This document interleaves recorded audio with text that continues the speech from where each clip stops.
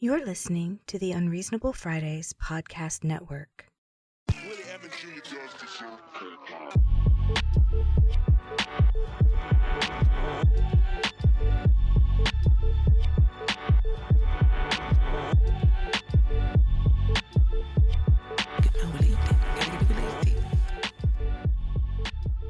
Welcome, everyone, to Unreasonable Fridays. Not the brand name.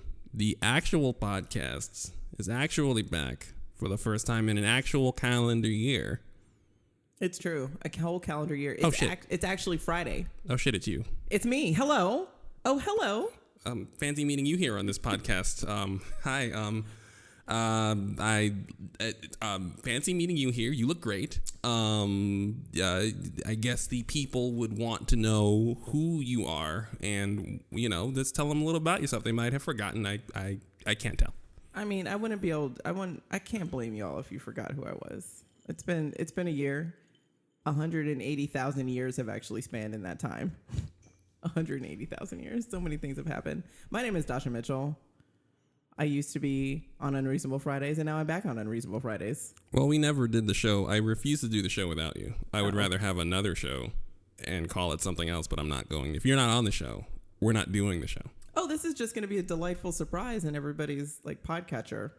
Right. Tomorrow I'll be like, what? Is this just a trailer for another show? No. No. This is the actual Unreasonable Fridays. This is you. It's me. It's us doing the thing. We're back, folks. I mean, I've been here the entire time. It's true. So only one of us has some explaining to do.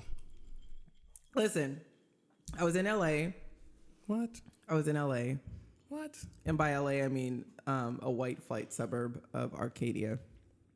I mean, I don't want to disrespect someone's home or whatever, but fuck them. You can keep it. Fuck you can it. Literally keep it. You suck, Arcadia. That place, I felt like I was dying every single day. Go fuck yourself, Arcadia. Seriously, I don't know if any of our listeners were there when the Great Lemon Caper happened. It was just downhill from there. The Great Lemon Caper? You remember the Great Lemon Caper? Didn't somebody throw a lemon through a window? Someone threw a lemon through a window, and it was still under investigation. The investigation was ongoing. I don't think they ever caught that particular assailant. I like to think that there's a cop, like a cop hard on his luck, living on the edge somewhere in Arcadia. He's like, son of a bitch! Every time he sees a lemon. And he runs people down. You're like, you're losing it, McCarthy. It's like tackling civilians, shaking down small children with lemons. Grandmas with little shopping bags of lemons. People literally in coffee shops applying lemon to things. Red Lobster people shaking down folks in Red Lobster. We can't do that. Do police brutality against lemon trees. Right. Literally shaking down a lemon tree to get more lemons, to get more information. This lemon tree knows something. We're pulling you off the case, McCarthy. God damn it! Lemons! You go in his house, and he's got one of those those walls that have the string between and it's just pictures of lemons. Yes. It's just a red thread and push pins and lemons. There's no such thing as Mongolian lemons, McCarthy. Good damn it, Captain! Gun in your badge, please. So I was there. It was what it was. And Althea's school was racist. That's right. School is racist. Baldwin Stalker Elementary School. I hope someone's listening. Your school's racist. Fuck you. Fuck off. All the way. Racist. And then I got a job back in the Bay Area. Where the fuck you work? I work for KQED, Public Radio and Television. We are a public media organization. We are serving the community. I am the new manager of learning and the head of diversity, equity, and inclusion. That's right. So when people need to know how to act, I show up. You're a fucking sheriff. I am. It's true. And all the minorities are all like townspeople. They're like, she's here.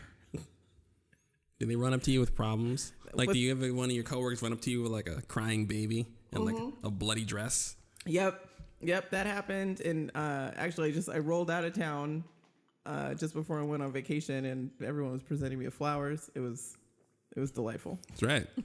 Because you brought peace. They're like, thank you so much. But will the peace maintain? Well, I do have to return, so of course it will have to maintain. I think I need to get Spurs.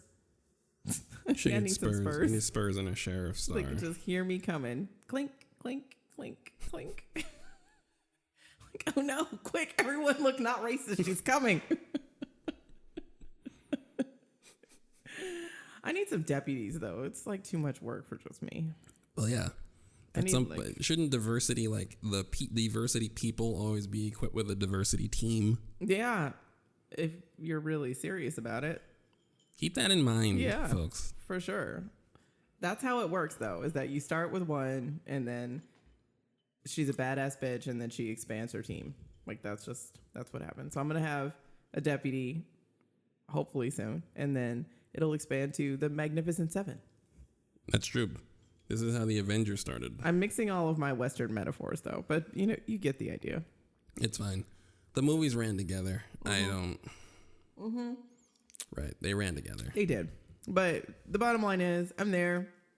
I'm helping out all the teams that have been trying to get some work done for a while, but they have actual jobs to do. Right. And so it's very helpful and interesting to where this is my actual job. I mean, how many of us, and I'm talking to all of my folks of color out there, hello, are having to do diversity, inclusion, belonging, name it what you will, work regularly every single day. Right. In addition to doing your required responsibilities. Right. I mean, everybody's raising their hand right now. I hear people through my headphones. They're like, that's right. Yes, I have to do that. Yes. Yes. So my goal is to try and remove that work from your plate and take it on myself. And because I get paid to do that, I enjoy it so much.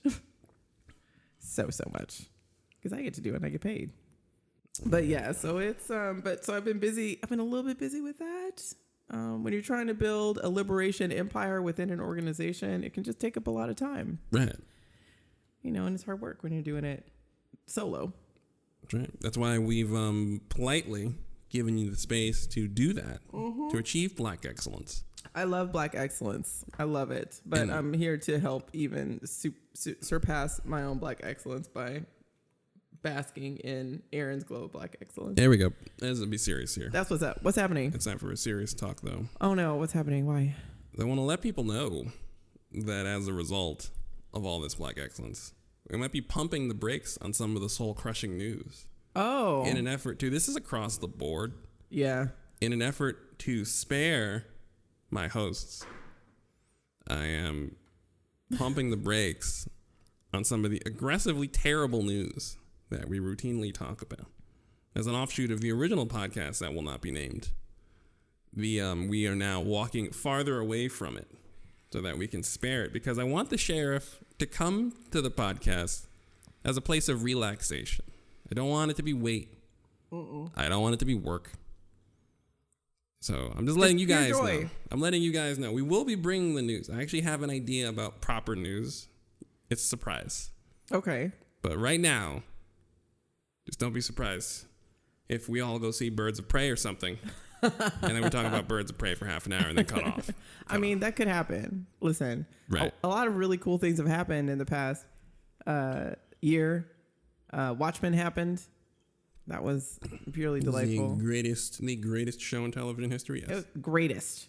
And see Lindelof tapped out because he got that smooth 100% approval rating from Black people, and he's out before he fucks it up. I mean, listen, lessons learned, y'all. I need white people. Are you listening? Pay attention to what Damon Lindelof just did. Pay attention. He got optioned by Watchmen. By HBO, excuse me, and was like, I got the show Watchmen. So what did he do? He found all of the Black people and was like, hey, yo, I think this show is about race. I'm not even convinced that he knew or any way that it was, but I mean, everything's about race, so it's a pretty safe bet. Right. So we went to like Cord Jefferson and was like, this is about race. And Cord Jefferson was like, bet? Okay. And then they did it. And now all the Black people rejoiced. This is fantastic. We've never seen a Black woman treated this way. It's Black love. The Tulsa race riots were real. This is us feeling seen. Racial trauma. This is how you picture it. And Damon Lindelof was like, and you're welcome, Black people. And I'm done. I like the discussion. He's like in a party full of Black people. He's like, so you guys liked Watchmen? They were like, yeah. He's like, so I should stop making Watchmen now. And they're like, you probably should. Yeah. You should probably stop. Yeah. You should just like even if they make more, just don't be a part of it. Because then we're just you'll be separate from that. Don't be part of the brush fire. Just no.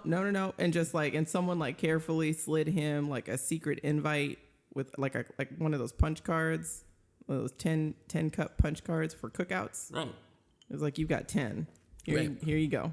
Right. And it happened after he said he was not going to do any more Watchmen. Right. Because if he was going to do more Watchmen, we would have to be sitting there waiting for the second season. See whether it flubs a dub like True Detective Season 2. That doesn't, no. See, listen. There are only odd numbers of True Detective. There is no Season 2. It doesn't exist.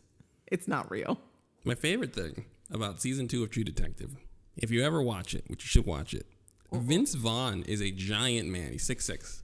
And watching them wedge him into every room in every scene was fucking hilarious. Looking at him act near the ceiling fan, menacing. And he's truly menacing because he's right next to the ceiling fan. Right. The season wasn't good. I liked Vince Vaughn in that season. I like giant Vince Vaughn in that season. I'm sorry. He is, but he just... Wait, is Vince Vaughn racist? Vince Vaughn did something. Probably. I mean, that's a fair... I mean... Listen, it's not unreasonable to just hedge on the side of, and then you can walk it back and be like, oh, no. He actually, has shown up on the front lines and gave up a few roles to black people in the name of black liberation. He did that. Or he didn't. I don't know. I'm not about trying to follow up on whether or not white people are racist. Like, I got to deal with what's in front of me at work. Right. And that's why I'm letting people know that the format of the show is mildly changing. It will be a shorter show, breezier show, because I'm taking it easy on Dacia. Because I'm not going to have you dealing with family and dealing with white people at work and then having to go sort through all the stories that you've been avoiding because you've been off Twitter, taking a vacation. And I want you to, we need you on. I can be here. Oh yeah, Vince Vaughn likes Trump. Does he? I think so. Son of a bitch. Surprised by Vince Vaughn's chumminess with Trump? You shouldn't be. Oh. That's literally to me. And that response I just had right now, I was like, oh, shouldn't be surprised. I was like, oh, it's normal. Oh, okay. Oh, the actor has long been, this is according to The Guardian, the actor has long been one of the most demonstrably right-wing stars in the predominantly liberal enclave of Hollywood. His chat with the president is the least of it. Oh. So yeah, he's 6'6" of garbage. Oh, well, scratch that watching of True Detective Season 2. That season has no value, even with giant Vince Vaughn around the ceiling fans every scene. Yeah. Doesn't matter. Abort that. He was in a movie with Mel Gibson. Which I could probably just stop there. But they were in a movie called Dragged Across Concrete. Have you heard of this movie? I think so. They play racist cops, right. Which I'm like, what? I remember hearing about the movie, but I didn't know when it came out because I knew that they were talking about. I read an article about the movie because it's just racist. It's just racist cops. Full stop. Is there? Hold on. Is there a turning point? Hold on. I remember this because there was a lot of talk about the tone deaf potential of this movie. Well, I mean, is it just like I'm reading the Guardian isn't convinced that it isn't just like high budget trolling, right? It came out last year. I don't know anything about this, and that's I think that's just what's going to happen for this show. We're going to show up and. I'll have been off of Twitter for like a week. I've been off of Twitter for 6 weeks, by the way. It started over Christmas vacation. It was right around Christmas. We had our Christmas holiday, Christmas Eve, big party, our Afro Viking party. That's right. You heard what I said. Afro Viking. Isn't that culturally relevant to you? Yeah, my grandma's Norwegian. That makes me a quarter Norwegian. That means that I am descended directly from Vikings, and I am black. Which would explain a lot, actually. I mean, I'm a warrior. The corporate beheadings of racists. Have you heard about the Lady Vikings? They were the ones who were the most badass. I am not surprised in the slightest bit. Yeah, that's why. I also feel like a chumminess with the armorer from The Mandalorian. I feel like she's channeling a lot of Viking energy because she just killed 17 stormtroopers with a hammer. Well, sorry, spoilers. If you haven't seen The Mandalorian, I don't know what to tell you. But yeah, she did. So I feel like that's my spirit right there. okay. That's her. That's But yeah, right. Afro Viking celebration. And I wasn't on Twitter. I was like, I can't be on Twitter. I'm too busy. I got to feed 56 people coming to my house. And then after like 4 days of not being on Twitter, I was like, I feel lighter. Like my shoulders kind of fell away from my ears, and blood stopped shooting out of my eyeballs. Right. You know, it just sort of leaked out. So more of a weeping thing as opposed to weepings of just violently shooting out of my eyes every time I saw something that like Trump did or whatever was on Twitter, because it really is the worst place that's ever happened. And then I just kept going with it. And some folks did Dry-Nuary, where you stop drinking in January, which more power to you. That's what you want to do. kudos to you. Kudos to you. And if you manage to succeed, it's now into February. Good on you. Keep not drinking. I am not one of those people. I drank my way through January, but I was off of Twitter. Right. I took the app off my phone. Right. And I did not miss it. There wasn't anything. There was one little moment where there was some back and forth about Letterkenny, which is a delightful Canadian show that I'm really into. I think it is. I think it is the funniest show I have ever seen. Yeah, I think so. Everyone should take a look at it.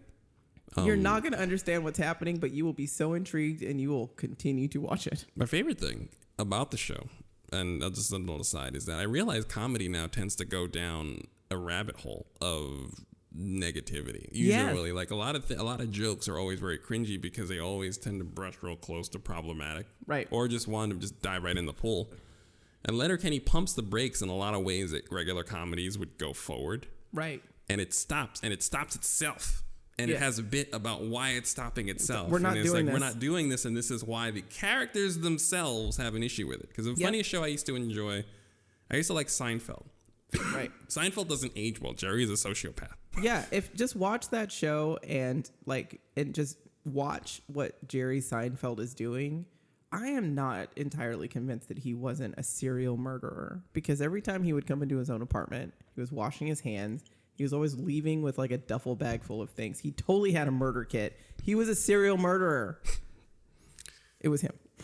Jerry Seinfeld did it. Yeah, he did. And if you don't want to watch a comedy about a murderer, you can watch a comedy about rural Ontarians. I think so. They're Ontarians. They're from Ontario, Canada, in a fictional town called Letterkenny. That's named for a British town called Letterkenny. I don't know. It's a bunch of... Listen, you got the Hicks, you got the Skids, you have the hockey players, you have the natives, you have the D-gens, you have Gail. I don't know how Gail fits into this. But it is just exactly what was needed in the face of such horrible news everywhere. You just have like a group of Canadians who are speaking kind of like, if you watch it, it's available on Hulu. Right. I highly recommend watching it with the subtitles, because while they are Canadian, they are country. And I can understand some of it because I was born in Minnesota, and again, Afro Viking. There's a little bit of crossover, but yeah, they're just, it's small town people with big hearts who love each other. Even if some of them are trash, and they will call them trash, but then someone comes from out of the city and calls them trash, and suddenly there's fighting. They hate people from Quebec. There's just, it's a delightful program. It is a delightful program. You were off Twitter. Yeah, I was off Twitter, and I just decided to read some books, which are so you get some paper and you type words on the paper. In order. They're kind of like tweets, but that's not green. On paper. Papers come from trees. Paper does come from trees. But it's not single-use paper. It's, you have it forever, and you can read it, and then you can go back and read it again and read it a third time if you want to. So are we having a book club? Is Unreasonable Fridays going to have book club episodes? Because I'll read a book if you suggest a book, and we'll talk about it. Give me those books. We'll talk about them, motherfuckers. I've read some books. The audience is ready to read some books. I've also read some long reads. I've also read something that the youths don't know about. Back in my day, they had long form reading on the internet called blogs. What? I know. It's called a blog. I have been reading some of those as well. What? I know. It's just because I can't. I just. I mean, it is. One thing I realize about the news cycle is that you used to reading the news and then waiting for the reaction. It's one of the benefits of Twitter. Yeah. But now the reaction to things are so terrible that it's like the news is happening and it's bad news, and the reaction is generally this weird shirking of responsibility and accountability across the board. Across the board. And so you're just looking at things happen, and then you're looking at people that gaslight you about what just happened. Yep. It's actually vaguely abusive. Yep. And so anybody who gets off Twitter is perfectly within their rights to do so. And that's why I'm saying is that we're taking the pressure off, because it's not just you. It is everyone is tired of this. That tired. Is fatigue of it's gaslighting fatigue, because things aren't fine. Nope. And you go online and there are a lot of people who will argue with you that why things are fine. Yeah. And well, the things that aren't fine aren't fine. There are some things that are fine. There are. Right now we're sitting in my kitchen, as you can tell by the echo in the kitchen. And right now things are actually fine in here. But if I were just to sit here and read Twitter, I would feel that everything was not fine. Right. And that is just not good for my mental health. Right. Because I know that things outside of my immediate space are not fine. I don't need to live with those things if I have the option not to. Right. And I understand that that's a choice and a privilege. I'm not currently in danger in the moment, but Twitter makes me feel like I am. Mm. And I just don't need to be in a constant state of like limbic hijack. Right. You know, where like your lizard brain takes over and it's like fight, flight, freeze, troll, yell things in all caps on the internet. Everyone is racist. Like I just. Right. You're not the only one. Yeah. And it is fatigue. It is legitimate fatigue. Yeah. And I think now, years ago, I think we were all kind of training each other to look at news sources and find news sources. Mm-hmm. And I think we've all sorted it out for the most part. There are enough of us on the internet that we're now a little more diligent, and I think a cool down is recorded. That's kind of why I honestly think that's why a lot of certain like true crime podcasts and stuff are more popular than they've ever been, is because we get the news. And because no one's taking responsibility for the terrible things that we hear about, then the news has no value. I just need some. I'm not about that sort of the immediacy of the news, and I think that was something that was really tantalizing for a lot of people. Is that like you found out first, you were able to like track specific events in real time, and there was a novelty to that was actually really kind of amazing, and it created communities. I mean, I'm thinking specifically of like Scandal, highly tweetable show. The live tweet I think was invented during Scandal, like the live tweet of entertainment, and that was like the heyday of it, right? So you can sit down, and also like you're still having to sit down at a specific time and place because everyone's watching it on network television, which is becoming less and less of a thing. Right. And so that created community, and that was delightful. But we now have, it's just there's the tantalizing nature of immediate responsiveness to what's happening on the screen has become so damn toxic that and overwhelming. And I just need to disengage. I want to be able to read. I mean, I want to stay current with what's happening with the election. And I heard that like, who is it that's still running for, there's like a couple of white guys who are still running for the Democratic nominee. I just heard about Deval Patrick. Is he still in it? Sure. I don't know. There's like, various models of Nissan Altimas that are running for president. And Did you call them Nissan Altimas? I mean, they're just kind of bland, kind of moderately expensive. They're fine. Like if you go to another City. You go to Kansas City and you're like, I need to rent a car because I'm here on business. And, That is the most accurate description of just them. and you just have like, you have this like Altima or another Altima. I mean, I get it's fine. Yeah, like a Sentra. Is a Nissan Sentra, Yeah, Nissan Maxima, Nissan Altima. Like these are the same cars. It's just the same car. Just give me a fucking car. I just got off the fucking plane. Give me a car. Right, you have the Ultima like SE, and then you have like the limited edition, and someone's trying to explain to you the differences, and that's the debates. yeah, It's that's like, just like, well, the storage capacity of this one is 2 cubic feet bigger than, and this one, the trunk, the under the hood, they've got Medicare expansion,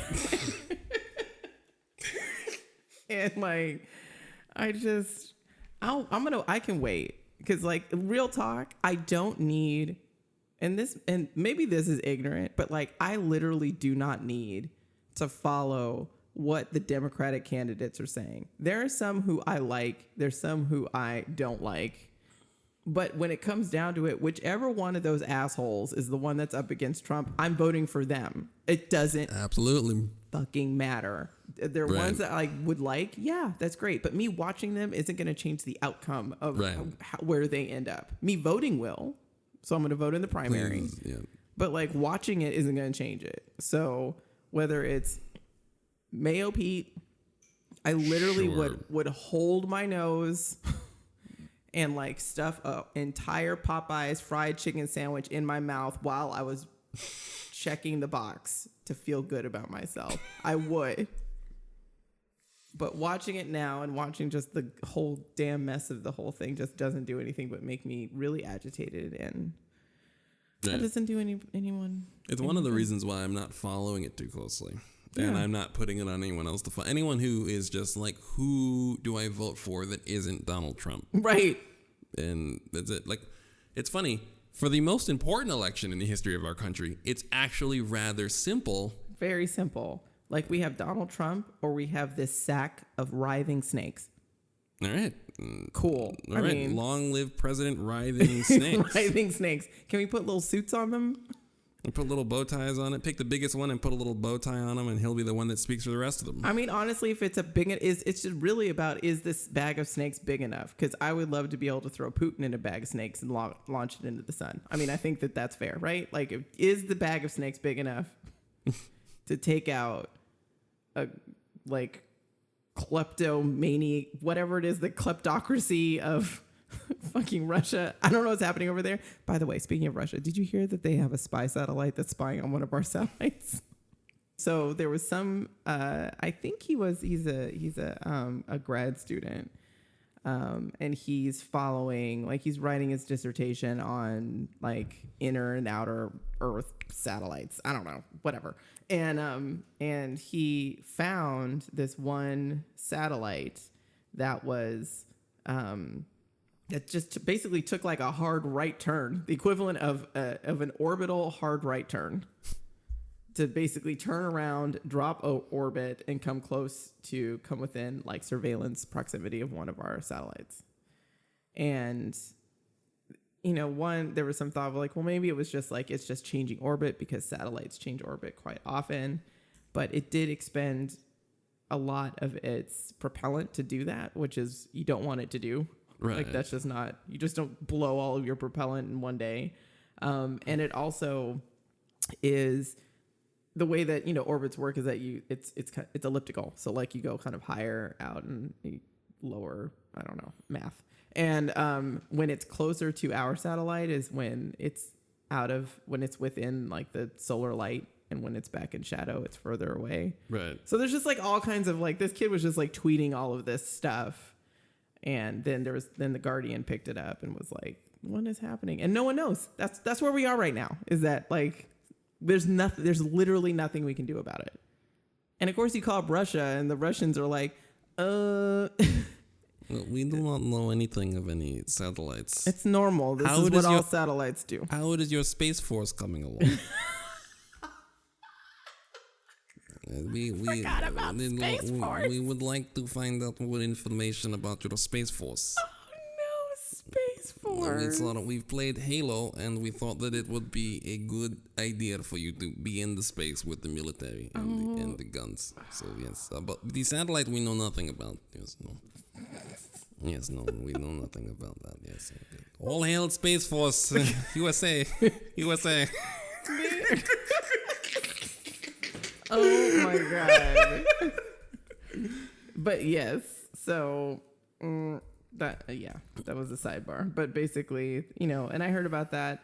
And what's funny is that's a good story, right? Not everybody's heard about that. I heard about it like 3 weeks after the whole Twitter storm happened, and it didn't matter that it took that much time. No. Well, also because there's no more repercussions for things that happen in the news. No. Like, do you know it's 70 degrees in Antarctica today? What? It was 65, but I'm rounding up to 70 because I'm just fucking around. It's the warmest Antarctica's ever been ever. Wow. I did read a story about how the Arctic is turning into a soupy mess because all the permafrost is melting. Right, yes. Also, that was published, I don't know. I mean, that was a month and a half ago. Sure. But it doesn't make a difference because it's still relevant because we have so much news. Right. So, I mean, the bottom line is we're all going to die. What I'm hoping for is for things to I watched The Thing. The Thing is my favorite horror movie of all time. Oh, that's a good one. Right. I'm going to go get more booze. Tell us about The Thing. Can you do me a favor? We should make a jingle about you going to get a drink in the middle of the episode. Can it be the Bluey theme song? Oh, what's the Bluey theme song?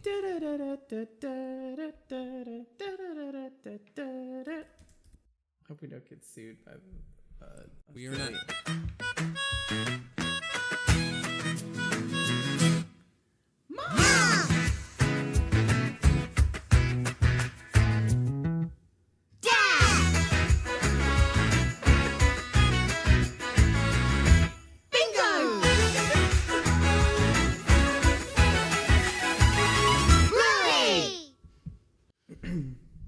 That song's been stuck in my head for 3 weeks.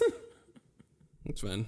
It's going to be the official Dacia took a break, abruptly got up to get some more booze theme. That's perfect. Of Unreasonable Fridays. I love that it starts with mom, too. Mom! That's right. That's me. The satellite, by the way, for those of you who don't know how to Google things, is Cosmos 2542. Is that the Russian one or ours? That's the Russian one. It's a Russian one. Ours is called Space Force Dickhead 1749. That's the thing. If I was a Russian spy, if I was naming Russian spy satellites, I would name it something like John Wayne. Hot Dog 74, French Fries 21, Dallas Cowboys 15. What are you talking about? The Dallas Cowboys seem suspicious to you? Cowboys, Dallas Cowboys, football. Height we 1, love 2. football. Hot 1, 2. What? Spike the ball. Spike it. It's synchronized its orbit with the very imaginative USA 245.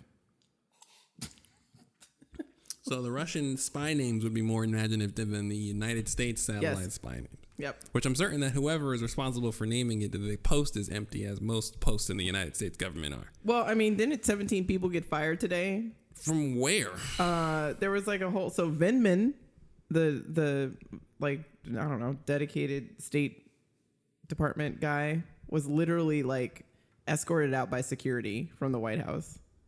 He and his brother.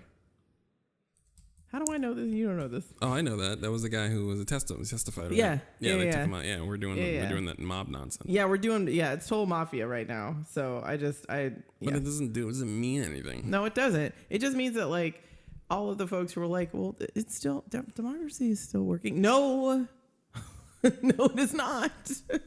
No, it's just straight up fascism right now. I mean, he can, I guess, try to file a suit, but I mean, it's really shitty mafia.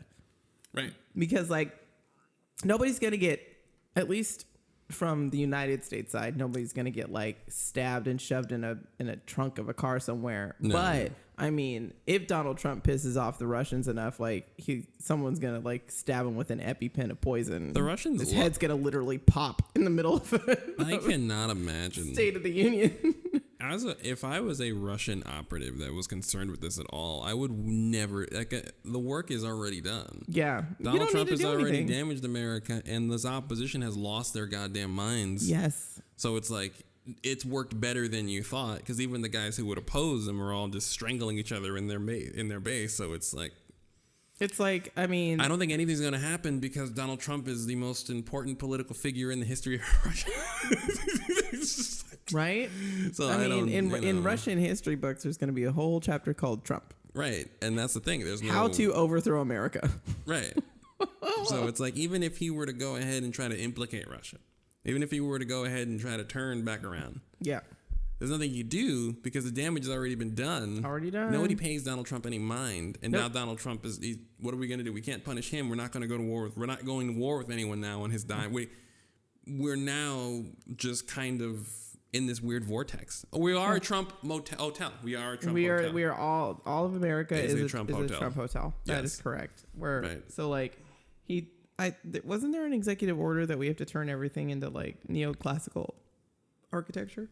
What? Yeah, I saw something about that too. That was on it might have been the paper of record, which I finally canceled.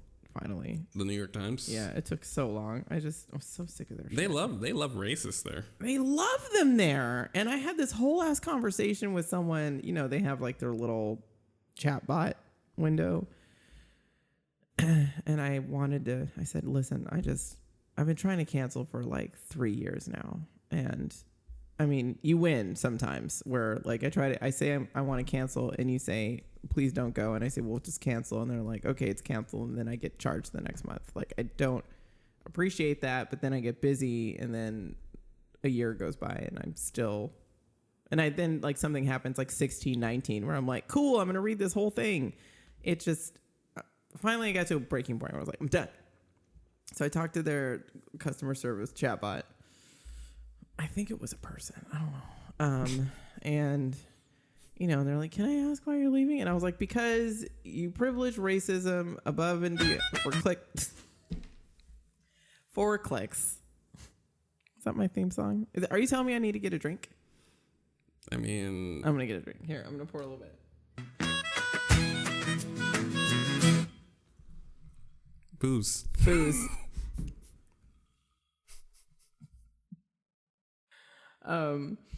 But I try to quit New York Times and I'm just like, listen, it's racist. I can't deal with it anymore. I understand that your op-ed is different editorial than the others, but like, it's your main pages are a problem as well. Like everything is a problem. Right. It's all a problem. And I just don't want to send you any money anymore. I want my money to go to other people. What'd they tell you? They gave me some boilerplate response. I actually didn't mention the op-ed pages, and then they gave me a boilerplate response about the op-ed pages, and I was like, I didn't say anything about that. So they must get this a lot. They get it a lot, yeah. And I'm like, I didn't say anything about that. It's literally like all of your bio. It's deceptive. I don't like it. You're supporting like capitalist white supremacy. I don't want to give you money anymore. You're literally a force of extracting black wealth. By me giving you money, you are actively extracting black wealth out of my community. I don't want to do that anymore. Please stop. And then was like, I'm sorry that you feel that way. And I was like, great. Can you make up for it by canceling my fucking New York Times account? Please? I'm going to send it over to some, independent people who are publishing stuff on Patreon. Like, I just don't. Please, just give me back my fucking $5. I just want my $5 a month back. I see it. But you got your money back. I did, and, but I mean, like now I can just, I read my 3 articles a month still. Still happens. I mean, stuff comes across my, whatever. Right. I got a new phone, and so I had Apple News for a little bit, and I was reading that. Apple News is on it. They were kind of. Their algorithm is a little funky. What's wrong with Apple News? They're algorithm driven, and so much like Google News, you get some weird stuff. So like, it's like we saw that from this, you're interested in sports news from Cincinnati. No, never. How did you even come to this conclusion? What is happening? So the point of all of this is, ladies, gentlemen, and everyone, you don't need to read your news right away. That's the point. You don't need to. If it's your job, I mean, okay. But like, you don't need to. I will read a wonderfully well-crafted post-facto tome on what has happened over the past 4 years that is well-informed and cited and isn't just like jumping off the cuff for clicks and scoops. Because that is literally killing all of us. It's killing us. I don't want to do that. So I've been reading books. I read some Toni Morrison. That was nice. What'd you read? Playing in the Dark.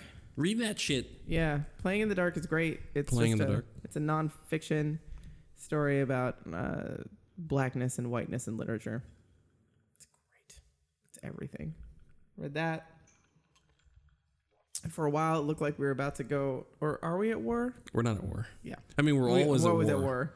Right, we're always at war. But like we were going to go to war. We were about to go to war, and I believe it became official that we were not going to bankroll a war unilaterally started by one person without the express consent of anyone, like Congress or anyone else in the union or anyone in their allies or anything. Like that dude got, and then it was like, uh-oh. Like, right. Literally, it was what, January 2nd? That was when that was my active decision to get off of Twitter because, right. I mean, real talk. So I was of a mature age when we went into Gulf War II back in 2003.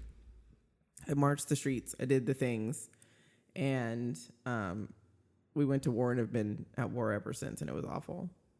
Now, the rhetoric and the vitriol at that time was seemingly unimaginable. It was so bad.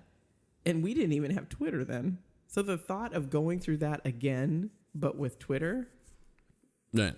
I just was like, you know what? If we're going to go to war, goodbye. Like, I have to disengage from this. I have to disengage.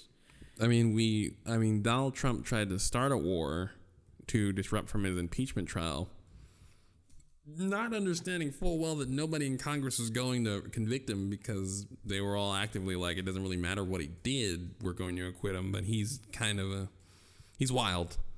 And so that an attempt at war was started to distract from it. Yeah. But also the United States, several chunks was bipartisan. We're like, we're not paying for this war. And then all of our allies were like, oh, what the fuck is wrong with you? Yeah. So then they said that Iran was de-escalating was the quote. They fired missiles at us, but they fired missiles in such a way that nobody died. They blew up our info. That's what I heard too, is that, that's the thing. Just got some headaches and they're fine. And it turns out we've got like 70 like infantrymen that have fucking traumatic brain injury. Really? Yeah. They didn't die, but they all have traumatic brain injury. Oh, well, yeah. But he played it off. He was like, they're fine. They just got a couple headaches. They'll be good. Walk it off. Well, yeah. Well, if anyone's going to not acknowledge the trials and tribulations of our armed forces who are kind of put in harm's way in there for no goddamn reason. For no reason. And it's going to be him. See, I feel like maybe I'm wrong. You let us know, listeners. Is Dacia Mitchell super poorly informed about what is happening in the world right now, having not been on Twitter? Seems like I know quite a few things. I brought up things that you didn't know about. You're still on Twitter, right? I lurk. My favorite thing about lurking on Twitter is that everyone was like, Aaron, you need to be on Twitter. And those same people have now been pushed back into lurking on Twitter. So we're now all in the same outpost out in the desert. Everyone's just lurking because Twitter is an accountability-free cesspool. Is there a way to I was on Twitter back when it first got started, and what was it, 2006? Right. It was this delightful place where people would just say I'm going to the store, tweet. Social media, guys. Am I right? I am. Wow. Social media. Wow, guys. Who can hear me? Oh my God. You're all listening. That is crazy. That is so cool. Then they introduced photos, and everybody just sent images of their feet at the beach. Just so many feet at the beach. Yeah. And that was delightful. And then, I don't know, Gamergate happened, and that was down. Well, Twitter is where we deposit our anxiety attacks. Mm-hmm. As it is not healthy to attack minorities or slam around your wife or generally cause mayhem the way it was before. Yep. All of our anxiety that we can no longer cast to people, we can no longer punch down, right? Right. It now goes on Twitter. Yeah. Which is why there's the fatigue that you might feel or other well, yeah, people might because feel. I live with anxiety 24/7. So like I don't need so people are putting their anxiety to jump into an anxiety pool. Right. Like go to a party filled with anxiety attacks. Right. Like that just That's exactly it. It's a living nightmare going in there. Right. So just to be clear, if anyone else feels this way, if anyone's listening and they're like, I kind of agree with this, it's to put it in a sentence is that Twitter is now depositing all the anxiety attacks they cannot throw anyone else into the medium. Yep. Which is why there is a frightening lack of accountability, in general, a large amount of combativeness about things that don't really require a fist fight. Nope. And also, like, the dopamine hit that you get from the possibility of something going viral or being part of a conversation, it just doesn't ever go anywhere. You get the thing and then you're just like, all right, great. And then you look up and you realize, oh shit, that proposal that I was supposed to write 2 hours ago is still due. And nothing in my actual like present life has changed at all. If anything, I've just missed out on things. Right. So I just think if you are thinking about disengaging from something because it's overwhelming, Twitter is really a great place to start. I did it on Facebook a while ago. Like Facebook just became a place for me to automatically push Instagram for family members who are on it. Like I literally don't do anything on Facebook, but Twitter is a place where I was actually sourcing my news. Like that was my news feed. Right. And that is not healthy for me. It can be healthy for other people. If you got checks, you're able to do it, it's totally fine. But if you're feeling like you need a break, but you're afraid to disengage, give it a try because you really don't miss that much. And anything that is worthy of attention on Twitter. So in the 6 weeks that I was off Twitter, my exception to the off Twitter rule was I was logged out. Was that if someone sent me a thread, like, oh my God, you have to read this thread, you have to read this. And then it's just a thread, single link. You can read your thread and go back. So I didn't miss anything that was worth seeing because I got it from folks. Right. So I sat and I read like Rebecca Solnit's Hope in the Dark, which is a great book about hope and despair in the face of war that she wrote in 2003 in the face of the last war that we started. And that was great because it was like, oh, you can hold hope and despair in your head at the same time. And there was one thing that she said that stuck with me, because everybody protested the war. It was the largest global protest in the history of the modern world. Millions of people protested this war because it didn't make any sense and we all knew it. 9/11 happened and then we're like, let's bomb Iraq. Look, we have these diagrams and pictures of tanks filled with oil that are also, we should bomb these. And everyone's like, we can see what your picture is and that doesn't make sense. And we all marched and we went to war anyway. And it kind of filled us all with despair. And we all felt really bad about it. She did raise one point. She's like, this may or may not have happened. It's a hypothetical, but it's something to think about. And it's something that if you're looking for hope in a situation, it might be able to spark that hope, which was that there was a delay in the invasion. We knew that we were going to invade Baghdad, and then people marched, and then people marched again. They marched again. So there were all these delays because it looked bad. For PR reasons. They were like, oh, people are really pissed, and they're marching, and like, we're going to invade, but like it would go to Congress. People were calling their Congress people. Congress was like, we don't approve of this. They weren't approving of the thing. So like all of these things were happening that were delaying what felt inevitable and was. And what she said was, well, maybe, just maybe in all of that marching and everyone screaming and calling their Congress people and taking to the streets in Ireland and Iceland and Nigeria and wherever, maybe it gave some people some time to get out. Maybe some people got out in time. Not everybody did, of course. Hundreds of thousands of people died. But some people got out. And it was because we took to the streets. So Hold on to that. Hold on to that kind of hope. And I was like, oh, okay. I'm just going to keep reading this book. I just need to keep reading this book. Because if I go back to Twitter, I might die. I might actually like just drop dead. And so, yeah. So hold on to hope. That's really all we can do. Knowing that, while also being cognizant of all of the despair. There's plenty of reasons to despair. Don't get me wrong. But give yourself the space to be able to rekindle that hope again. And if it means taking a break from the news, taking the break from Twitter, spending some time to be present with a loved one, curling up with a glass of Rittenhouse rye. Listen, whatever it is that you have to do so that you can rekindle that hope, that's what needs to happen. And then hopefully when we all wake up from this goddamn nightmare, we'll all be energized and ready to go. Because my God, it's too much, Aaron.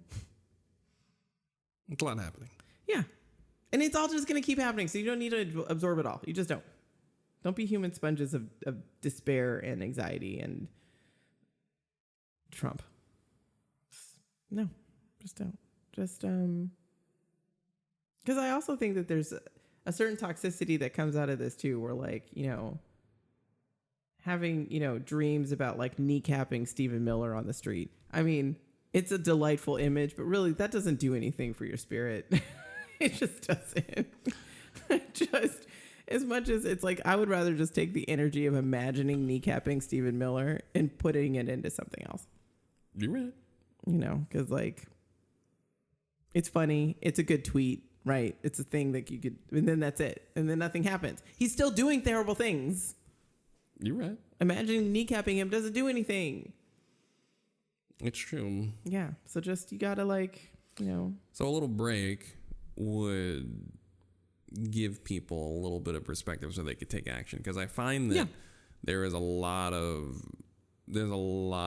joy taken in the slam dunk, the social media slam dunk over the actual action. Like when Nancy Pelosi ripped up the Donald Trump's State of the Union address, a lot of people were being very snarky towards her, but she's actively been fussing against him forever. Yeah. So it's like she's earned, like she's taking, it's not a failed gesture. It's actually the pointed gesture after all this fussing against them for years. She's done more than most people have. Most you and me, every people who are trying to make fun of her and respond with snark have done. She's done more than us. Yeah. So because she's actually there.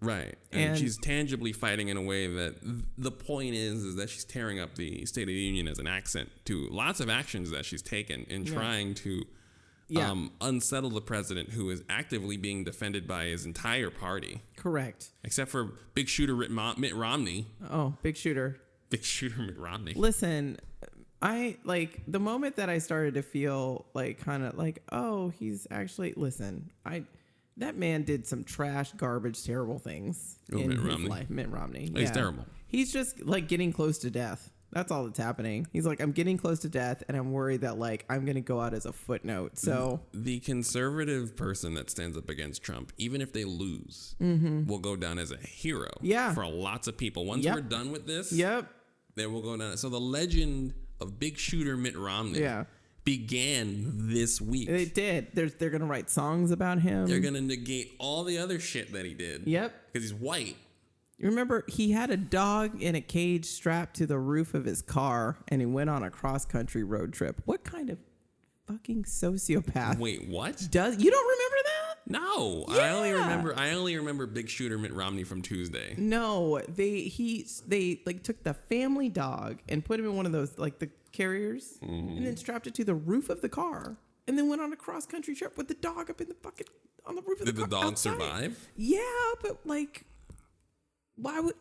What kind of? But I understand dogs hold their face out of open windows when you drive. Yeah. That does not mean their entire body needs to have blasted with wind for miles and miles and miles. Was the cage like climate control? It was a warm cage, right? No, it was just an open, just one of those like pet carriers you have on the plane.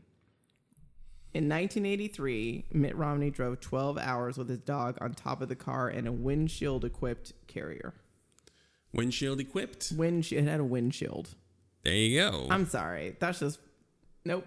And also, have you seen him? Like, he's just no. Right, but like I said, he's a legend now. No, they're gonna sing like big country songs, like, you know, Mitt Romney, Mitt Romney. That's right. Toss a coin to Mitt Romney. That's what I'm saying. Big shooter, Mitt Romney. You know what? Like, that's what's gonna happen. It's gonna be like weird white people opera out of Utah singing about Mitt Romney. And I mean, like, whatever. Fine. Again, like, I'm just tired. Like, I don't care. Like, it's just the entire. So I listen. Also, let's be clear. Every single morning I wake up and I listen to Up First in the Daily. Right. Yeah, I just do. Like, that's how I know that, like, how much is the world burning today? And I listen to weird Michael Barbaro and his weird, here's what you need to know today. Like, what is wrong? Why can't he say words? It's the weirdest thing. Anyway, but I listen to that so that I can kind of keep, you know, so I know that. Right. Is today the day that we need to run? Right. It's today the day. They had this whole thing about Mitt Romney interview with him and he's getting choked up or whatever, and I just don't care. I don't care. Right. But these are the moments that, like, it's like with Nancy Pelosi, the way that her ripping up the speech, that was treated, like you were saying, that was treated as the action, when really it was just that's just business as usual as a result of all of the other things that she has done. Right. And we're so obsessed collectively as people with the, like, the hot take, with the takedown, with the, like, blah, blah, blah was destroyed on this, or, like, you know, Pettysburg address, which, by the way, that was a really good hashtag, I have to say. I saw that. I was like, mwah, chef's kiss.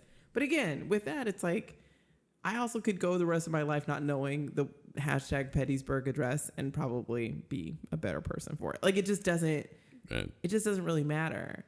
And it also brings to light the fact that it isn't about what Donald Trump says. It really isn't. Look at the shit that he does. You know, he banned travel from Nigeria. Right. You can't come to and fro from Nigeria. Right. Because he literally was just like, find another nigger country. It doesn't matter. Well, right? That's one of the reasons why the election is the most important election. Mm-hmm. Because if he wins again, yep, he's going to be empowered to harass the rest of us. All of us, not just the brown people. No, not the ones who have, like, air quotes, yep, just the rest of us. Yep.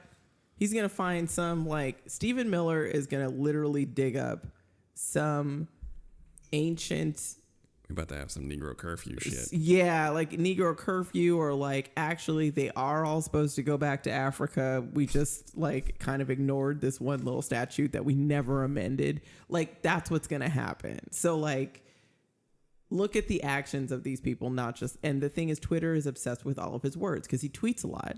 And so people respond a lot. And it's like, look at what is actually happening. Because he does stuff constantly. But then he says stuff constantly and people get obsessed with the saying. Focus on the doing. We're trying to figure out something that we can fix immediately, which we can't. No.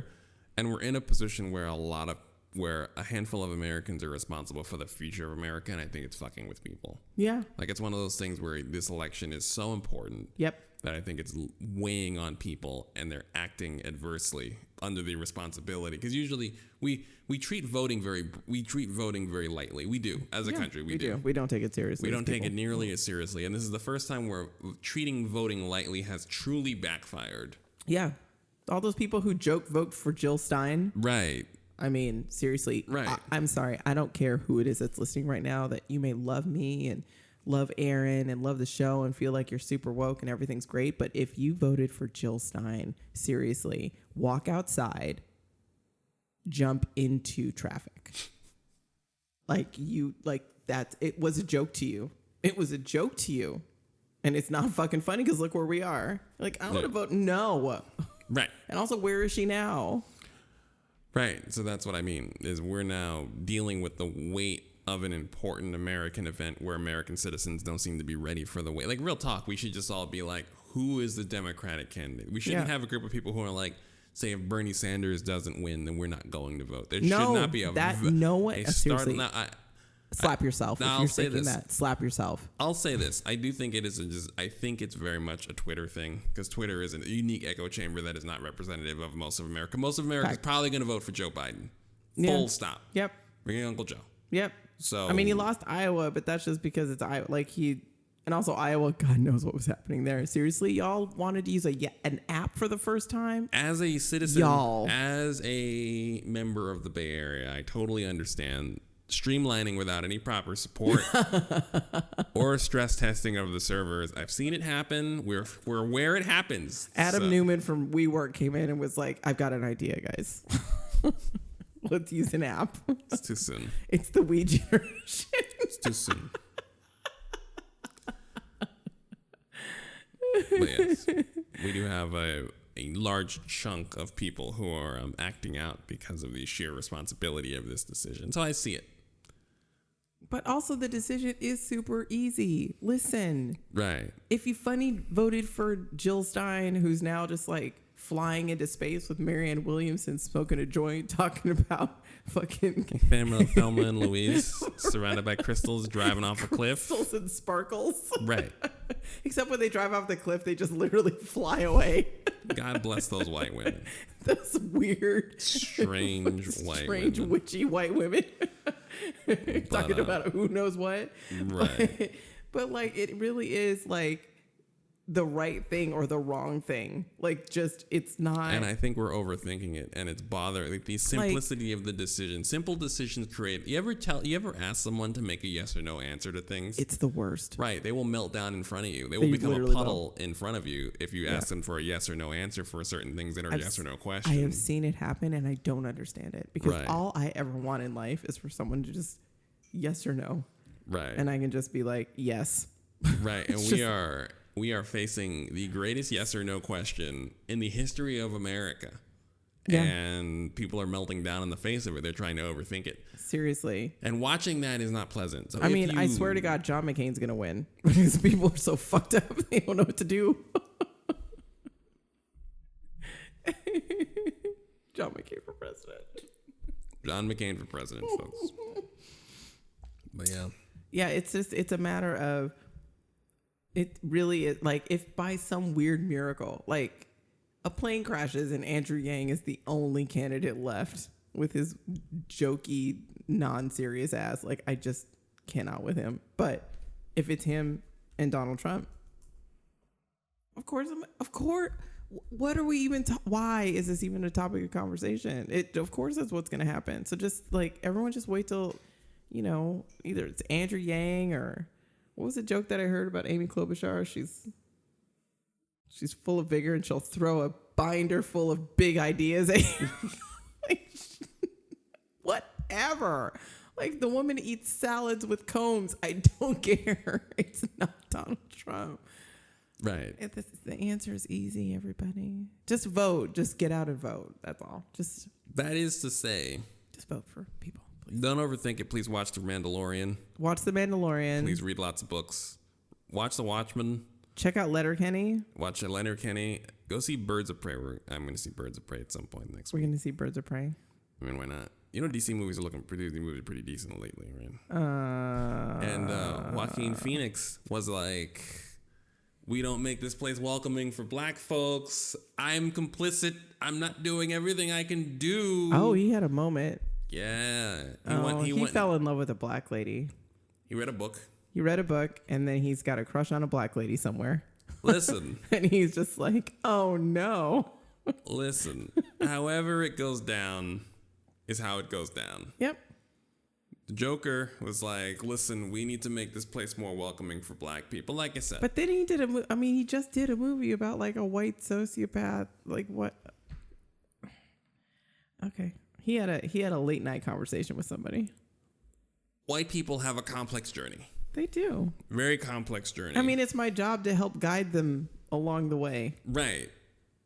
Though I have to admit, so any white people who are listening, and you have a diversity and equity inclusion strategist on your team who actually does stuff, there are those who don't.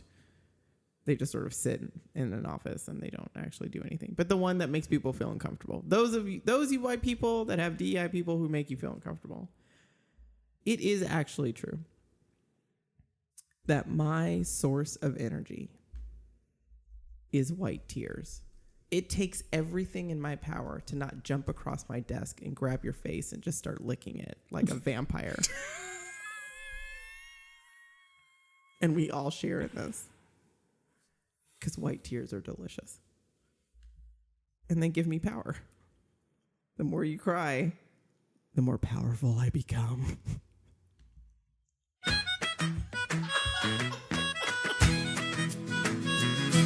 Mom!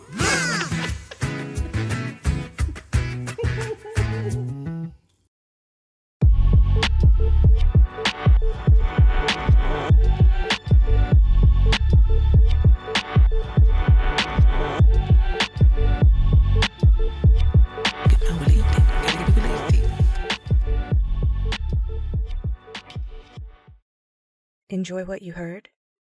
Become a Patreon subscriber at patreon.com/unfridays and follow the network at twitter.com/unfridays.